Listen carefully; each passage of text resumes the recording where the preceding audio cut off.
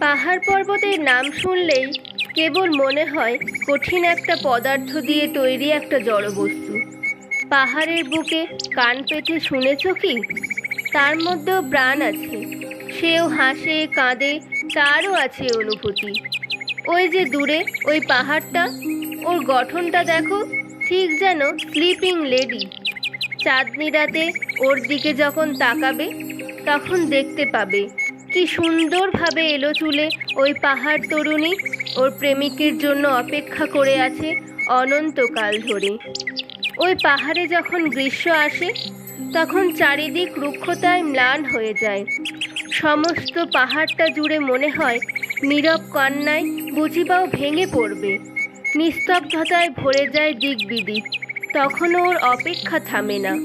সূর্যের তেজে জ্বলতে পুড়তে ও খাক হয়ে যায়। সবুজের কোনো চিহ্ন থাকে না ওর শরীর জুড়ে। হাতি আকারের পাহাড়টাও ওর দিকে এক দৃষ্টিতে চেয়ে থাকে নীরবে। গ্রীষ্ম শেষ হয়ে যায়। পাহাড়ে যখন বর্ষা নামে ধূসরতার মধ্যেও লাগে সবুজের ছোঁয়া। সদ্য স্নান করা তরুণীর মতো নীরবে সে তার আনন্দ ব্যক্ত করে। নাম না জানা ছোট ছোট গাছেদের সাথে সে খেলা করে, তার অনুভূতি শোনায়। ঝিরঝির করে ঝরা বর্ষার আওয়াজে সুরে সুর বেঁধে সেও খুশি হয়। বর্ষার শেষে যখন শীত শুরু হয় তখনও তার মনে বিষণ্ণতার অন্ধকার নেমে আসে। তার চুল, তার সারা শরীর বরফে ঢেকে যায়। শীতের চাদরে সারা শরীর মুড়ে সে ঘুমিয়ে থাকে। যদি কখনো তার প্রিয়জন এসে তার ঘুম ভাঙায় সেই অপেক্ষায়। শীতের হালকা রোদ যখন তার বরফে ঢাকা শরীরে পড়ে দূর থেকে তখন মনে হয় রূপোর অলংকারে তার পুরো শরীর ভরা।